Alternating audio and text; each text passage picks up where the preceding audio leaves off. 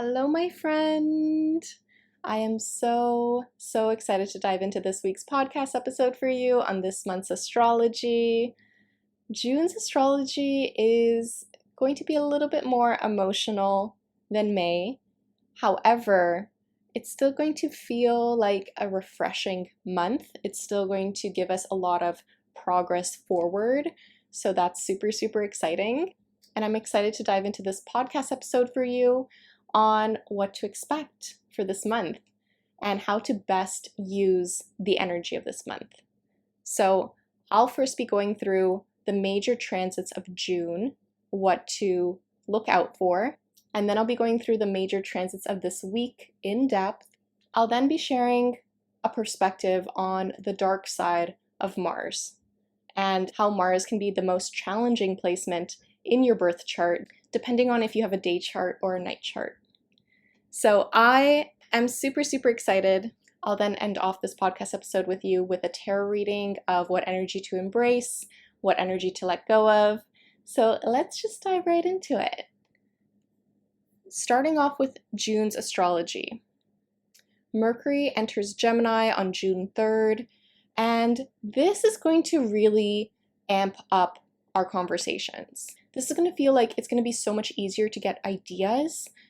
This energy can make us a little bit more scattered, so be cautious of this. And Mercury is in its home sign in Gemini. So this is going to feel really lovely for our thinking and communication. We're just going to really be pulled to share more information. And it'll be interesting because when Mercury enters Gemini, it's joining Jupiter in Gemini and the Sun in Gemini. So then we'll have more of this energy that really focuses on collaboration, conversations, communication, ideas, learning, curiosity. We're going to amp up this energy this month.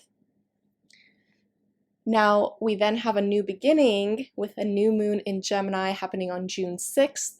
I'll go in depth on that during that week of what this new moon means for you. So stay tuned for that. Mars then enters Taurus on June 9th, and this is going to shift how we approach dating and working. How we pursue in relationships will change a lot more. Things will be a bit more slow, and this is going to really ground us.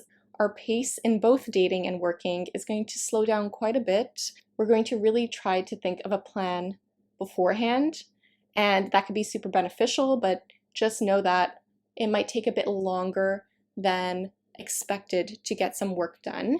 So plan ahead, take note of this. Yet this is still some really lovely energy. I'll go more in depth on that during that week. Then Mercury enters Cancer on June 17th, and our communication will then shift into being more intuitive, being very nurturing, being very compassionate. This is going to feel like we're thinking about our family a lot more so. We could feel like we just want that emotional connection and intelligence in terms of our conversations. Then Venus enters Cancer on June 17th. So that will be super interesting. How we show love and affection will be really focused on how we can soothe someone emotionally. How are we emotionally there for someone? How can we be supportive of someone? How can we take care of someone?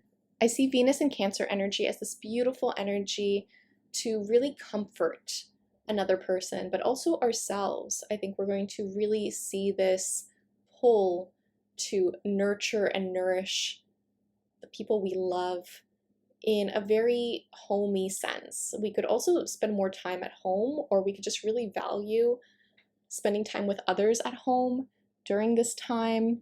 I'll go a lot more in depth on how this will change your dating life in an upcoming episode. Then on June 20th, Cancer season begins. So we'll feel this shift of energy and things will get a little bit more emotional during Cancer season, yet also very intuitive, very sympathetic, very nurturing, very soothing. Then on June 22nd, we have a full moon in Capricorn, ending a cycle for you that first began 6 months ago. Finally, we end off the month on June 29th with Saturn going retrograde in the sign of Pisces.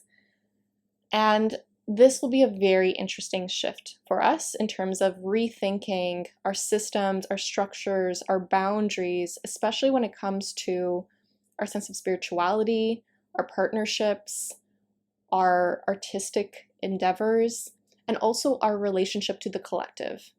So I'll dive deeper into that during that week. Now let's dive into the astrology of this week. From May 27th to June 2nd, Mercury in Taurus is sextile to Saturn in Pisces on May 28th.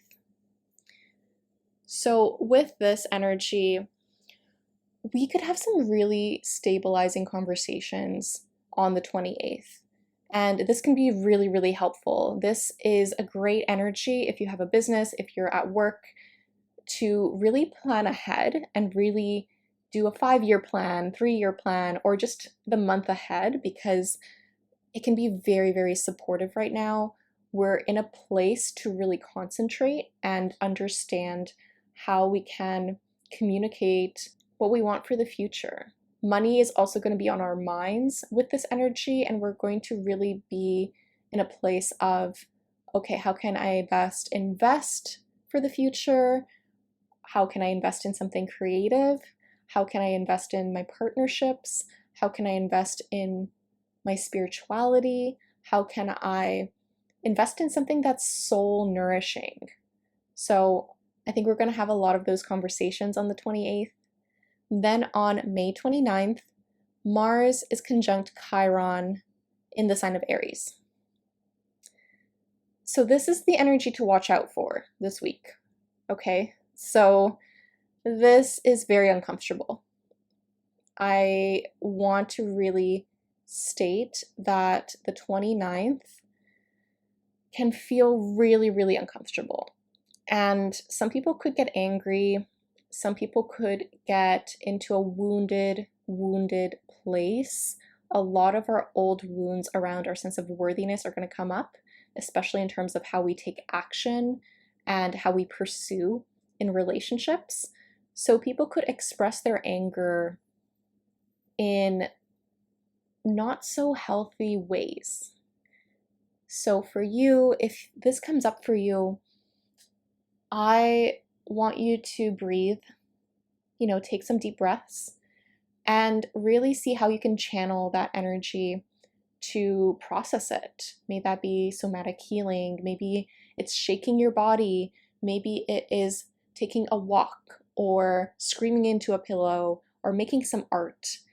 So this is the energy to watch out for this week. And I highly recommend to hold off on conversations that you feel like you're not in the best emotional place, and really make sure you're not coming from a reactive place. So if you have a conversation with someone and you get really upset, just say, hey, I might need to come back to this conversation, or hey, I might need some time to think about this. So could we have this conversation at a later time? So really good to keep in mind for the 29th. I will say that it could be a really healing time to move your body. So it's going to be a really healing time to understand, okay, wow, I actually have more energy than I think. Or it could be a time when you realize, actually, I'm feeling like I'm in a different place to date right now, and I want to change how I approach dating in a way that is very healing for me, in a way where I'm not taking it so seriously, but I'm having fun, yet I know what I want and I know how to approach this in a different way. So still really, really good to consider for the 29th. Then on May 31st, we have Mercury conjunct Uranus in the sign of Taurus. This is some shocking conversations. Some secrets can come out during this day. You could get a revelation about a certain matter, especially when it comes to money, food, finance, or art. Maybe you get an idea that is going to help your business make more money. Maybe you get an idea of, okay, wait, no, I really want to try this restaurant. Then something just happens where you meet someone that day. Or you could just have a really energizing conversation with someone. I also see this energy as protest and revolution. So I think a lot of voices are going to be amplified in terms of the change we want to see happen in this world, especially in terms of our environment, especially in terms of land and who controls the land. So I think a lot of protest energy could come about during this time. I also just see this energy as the ideas you get, write them down.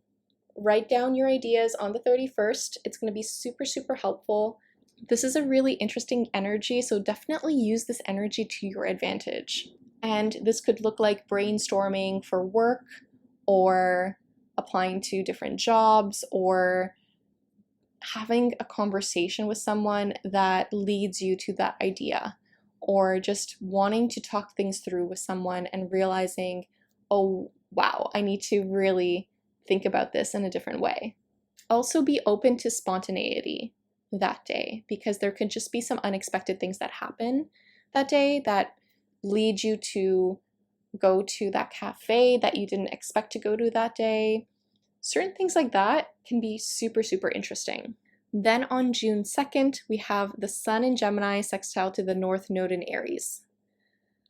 This is a really lovely energy. This is helping us get in tuned and aligned to what would bring us more fulfillment. Are you on the right track?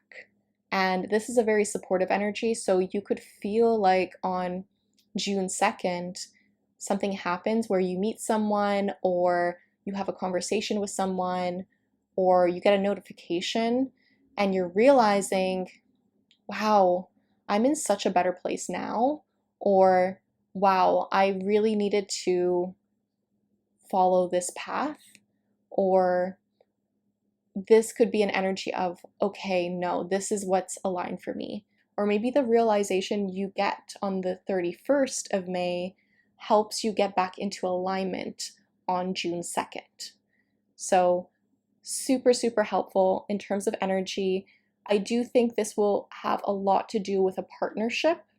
May that be a sibling or a friend that you talk to on the 2nd that helps you see, okay, no, this is actually what I want. These are my desires. This is how I put myself first. This is how I go after what I want and how I prioritize that in my life. So super, super interesting energy. And I will say there are some tricky transits of June, yet again, it's not going to be as intense as April's astrology, which was a little bit more intense. So there's a relief to that. And if you felt as though, okay, Taddy, you said May was super lucky, you said May was going to be so uplifting, but I did not feel that. This is because Jupiter energy can bring us more wisdom. Jupiter energy does bring luck and support and expansion and growth and opportunities. However, depending on how it's transiting your chart specifically, and depending on if you're seeing the dark side of Jupiter, which the dark side of Jupiter is overextension, burnout, exhaustion. It's taking things too far, and it's most likely that you've seen different sides of Jupiter in May, because we had Jupiter moving into Gemini, we had the 29 degrees of Taurus, which can be super lovely, super beneficial, yet there's this extreme of this energy, right? So too much of a good thing, too many sweets, for example, like you get so much Halloween candy and you decide to eat all of it in one day, you're gonna feel sick. That's Jupiter in Taurus energy, might I add. Now, Jupiter in Gemini energy, when Jupiter moved into Gemini on May 25th, will have that energy for the next year until June 9th, 2025. And that energy is going to feel like a lot of information. We're going to have a lot more conversations, a lot more collaborations, a lot of feeling bombarded by so much information. And that could be super helpful in terms of how we get opportunities, yet it could also feel overwhelming. So depending on where Jupiter is transiting your chart specifically, which I go through in my Jupiter course, Maximize Your Magnetism, it's going to help you see, okay, this is the area of life I can focus on to get more opportunities for my work and relationships and really grow my network. So if you felt like May was not a lucky month for you, just know that Jupiter is now in Gemini, and that might affect you very, very differently than how Jupiter in Taurus affected you. And also to really understand your own Jupiter energy of Jupiter in your chart, that's going to really help you see how you receive opportunities, how you are magnetic to opportunities, how you can really put yourself out there in a way that attracts the opportunities in your relationships and career that you want. If that's something you want to explore, I've brought back my Maximize Your Magnetism course for a limited time. You could check out the link for that down below. And I'm very excited for June's astrology. I think it's going to still be a very invigorating month, a very fun month, with most of it being in Gemini. I think we're going to feel a lot more of this playful energy and just a very nourishing energy near the end of the month. Now, before I get into your tarot reading, I do want to talk a little bit about the dark side of Mars. And I did speak a little bit about this with Mars conjunct Chiron, but I want to speak about this in terms of your natal birth chart. And I'm going to use myself as an example. So if you have a day chart, Mars is the most challenging part of your chart. Now, this isn't considering the aspects to certain planets in your chart. This isn't considering the dignity of certain planets in your chart, and I'll go through that a lot more in depth in my Astrology Foundations course. I'll leave a link to that down below if you want to actually learn astrology and really learn how to read your birth chart. Now, I do want to mention, if you have a night chart, then Saturn is the most challenging placement in your birth chart. And this is just good to consider. If you don't know what a day chart or a night chart is, I'll go through that more in depth in my Astrology Foundations course.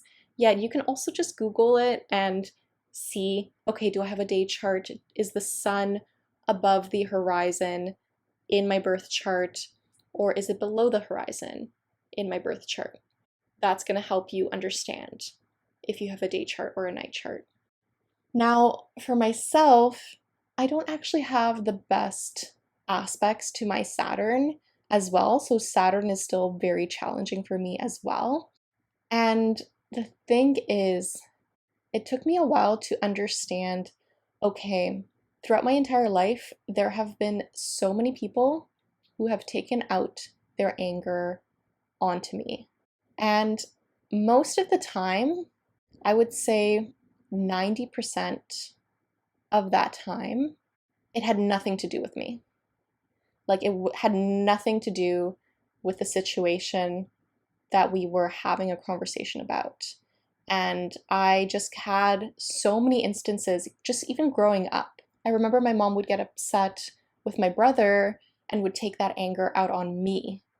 And I was like, why is this happening to me? Why do I have to deal with this? I don't understand. And then from that point, I had this happen to me from workplaces. I've had this happen to me from friendships. And it made me really realize there's something I have to learn here, and there's some things I can't control. Now, I do want to mention that the more inner work I've done on myself, the more I've been able to really see my self-sabotaging tendencies and see, okay, what part of this do I play? And then also see, what inner child healing work do I still need to do? What do I need to heal from the past? Who do I need to forgive? And how can this help me moving forward? Now, the reason why people were taking out their anger on me in my birth chart when I see this is Mars is the ruler of my 7th house, and Mars is in my 12th house in whole sign. It's in the 11th house in Placidus, and that's a lot more beneficial for me. Yet, with Mars in the 12th house, for my partnership sector, and what this means for my partnership sector, this gives me information on my romantic partners, my business partners, my friendships, my relationship to anyone that I have one-on-one, even my mother, my father, my teachers, my mentors, whoever I have a relationship with one-on-one, the 7th house is going to give you that information. So I'm saying this so that you can look at your 7th house, because that's going to give you a lot more info. And for me, having the ruler of the 7th in my 12th house has taught me that you can't control what other people think of you. You can't control how people react to you, but you have the power to choose how you react to them. You have the power to choose your narrative as to the story you play for yourself. You have the power to see, I will not tolerate this kind of behavior, so I either have to set a boundary, lean into your Saturn sign for that, or I have to cut things off with your Mars sign. So really good to consider. I have Mars in Virgo. Virgo rules my 12th house.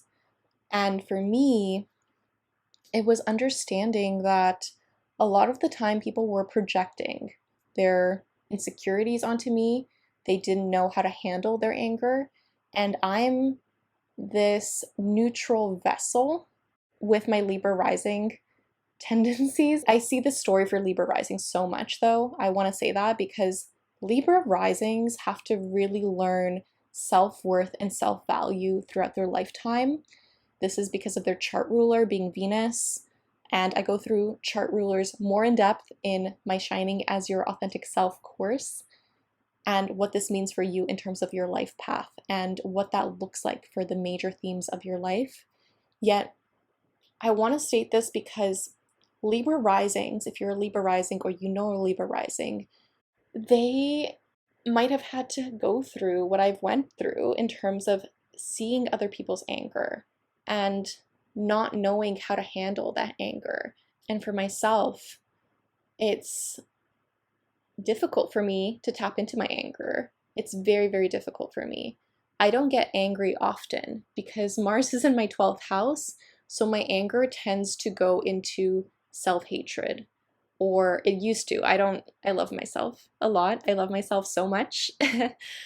It really, really used to. It used to go into judgment and criticality with Mars being in Virgo. That's the dark side of Mars in Virgo, is criticality, judgment, self-hatred, just really being your own worst enemy. So understanding your patterns of, okay, wait, this is how I break free from it. This is how I get into a place of empowerment instead of self-sabotage based on your signs, that's going to change the game for you. That's going to shift things for you dramatically. Because for me, I'm still seeing that I could still get that reaction from people. People could still get upset with me. You know, I see this through random comments on Instagram posts, and I'm like, you know what? I don't know this person. Doesn't really matter. Who cares? Right? Or if it's a friend, it does hurt me a lot. Yet I know how to emotionally regulate now a lot better. I know how to have a conversation with someone. I know that sometimes it's not about me.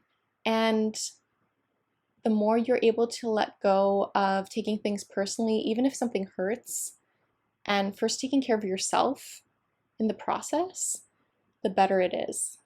So by understanding my birth chart in terms of the most challenging planets in my birth chart, especially Mars and Saturn, it's taught me, okay, there's a part of me that avoids responsibility. There's a part of me that's pushing people away and avoiding conflict. And I have to actively work on that. I have to actively be aware of it to work on it. So awareness is the first step. It's key, right? And I'm not perfect. I need to accept that. I need to love myself for not being perfect. and accept that, okay, this is going to be a bit more challenging, and that's okay. That's life. But life gets to be more fun and easy when you understand yourself, when you get to be your own best friend. You have the option to choose your perspective and mindset around a certain situation. And that's why I'm a modern astrologer, because perspective and mindset is so key. And I still love traditional astrology, but it can be very bleak and it can be really upsetting to hear sometimes. And I'm like, this isn't really helping the situation, right? And the type of astrology I want to teach people is no, you always have an option, you always have choices, and your mindset is your best tool in terms of approaching situations in a different way and seeing the blessings from it and seeing what you're gaining from a situation and seeing how to approach situations in a way that helps you feel empowered, that helps you feel loved, that helps you feel like you're making the best decisions for yourself. And that's what I'm teaching in my Shining as Your Authentic Self course, From Misunderstood to Seen. This is an astrology foundations course where I help you learn the foundations of astrology and how you can really read your birth chart, be your own astrologer, and change your life based on this. Because once you learn astrology, you'll have this skill set for the rest of your life. You'll be able to understand the major transits happening to you in a new way. You'll be able to understand, okay, this is how I work best with my Mars sign in terms of the work I'm doing, or this is how I know this person's aligned for me based on my birth chart, or this is how I know I can receive more love and affection in this way, or these are some practical things I can do to really build the life of my dreams, especially relationships that can really make you feel more seen and heard and loved. And I want to say that when I think of my Mars sign in Virgo, and I go back to even just my relationship with my mother, who I had such a challenging, difficult relationship with her. She is a Virgo, and the moon can often represent your relationship with your mother, but it's also good to look at their sign and if you have any planets in their sign, because that's going to tell you more about your relationship with them. And for me and my mom, we butt heads a lot and there's a lot of tension. Yet these last few years after my Saturn return, which is one of the most challenging points in my life, I will say my childhood was very challenging in comparison, yet I have such a better relationship with my mom now after my Saturn return. And it took years of doing the shadow work that astrology can help you with, of doing the inner child healing that astrology can help you with, yet different forms of inner child healing, I would say, because I've done so many different things. I've taken so many different courses. I've had so many different mentors, and finding what works for you and what's in alignment for you is the most important thing. And I just feel so much more supported by my family than I ever have before, yet it took some deep, deep healing work. And once I did that deep healing work, once I understood my own patterns, what I needed to change in terms of how I reacted to certain situations, that not only helped me with my family relationships, but it also helped me with my friendships and my business partnerships and how I approach dating now. And I feel so much more confident. I feel so much more at peace. I feel so self-assured because I know my own strengths based on my birth chart. And I also feel like I've attracted the most amazing, uplifting, supportive friends that make me feel seen and loved and valued. And I'm so lucky because I'm using the energy of my birth chart. I know I'm in alignment. Like, I am 100% certain that I'm in alignment and this is what I'm supposed to be doing. And I know I'm meant to help more people through astrology. And I want to help more people learn astrology to really take back their own power, to really learn how to love themselves in a deeper way so that you can change all aspects of your life. And astrology is just this tool for self-discovery, for growth, for inner child healing, for shadow work, for mindset work. And not all astrologers will say that. My methodology is very different than a lot of astrologers. Yet that is my focus for teaching people astrology. If you're interested, if you feel called to learn astrology with me, then check out my Shining as Your Authentic Self course, From Misunderstood to Seen. I'll leave a link to that down below. Join us for the live Q&As. It's going to be so much fun, honestly, and this is going to be a complete guide for you in terms of learning how to read your birth chart, becoming your own astrologer, and really using astrology to better your life.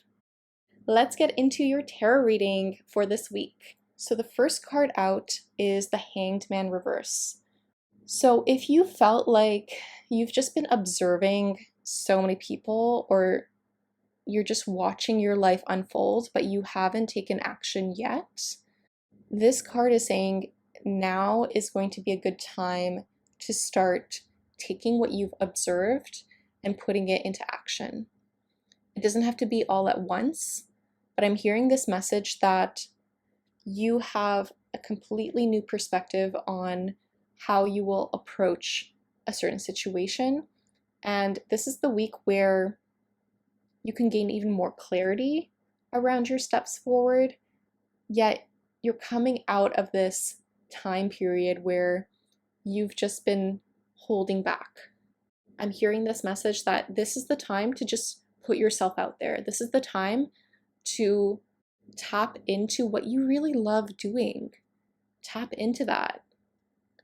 I'm hearing that strong message. The second card out is the Seven of Pentacles.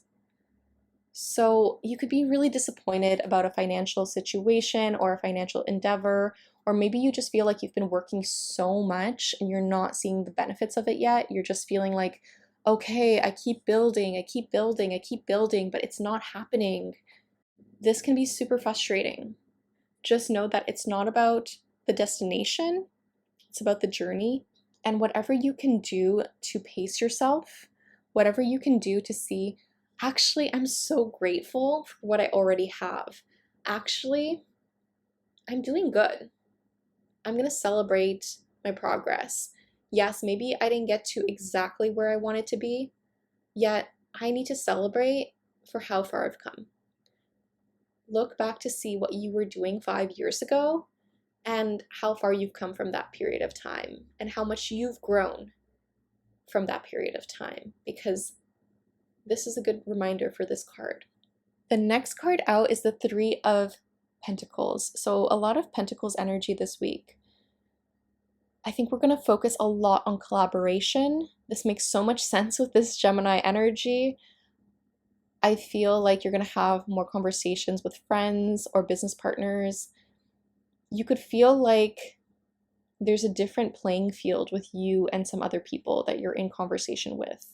Or you could feel as though you might have to present ideas to someone, or you have to sell your ideas to someone. This could be something that comes up for you.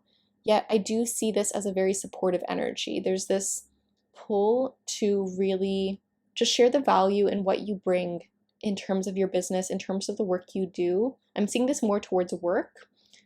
I wouldn't necessarily say this is for a relationship, like a romantic relationship, but I do feel like this energy is seeing, okay, what is the stable support I have in my life right now? How can I lean on my friendships? How can I lean on the people in my life? This is a good card to remind us of this. Now, the block that I'm seeing for us this month is the Seven of Cups reverse. So you could have felt like you had so many different options, yet now you feel like your options are limited in some way. This is kind of surprising for Gemini season, but I feel like it could have overwhelmed you. Maybe there's just so much you have to do, or there's just so much happening and it's overwhelming you and you're like, okay, what do I focus on? So this is the block right now. It's knowing what to focus on, but also knowing, okay, did I make the right decision by letting go of that opportunity, or did I make the right decision by choosing this path?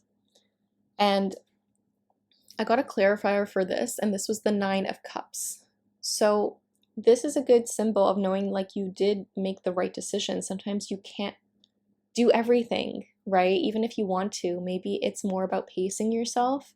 Maybe it's more about seeing, okay, what brings you the most joy? What lights you up?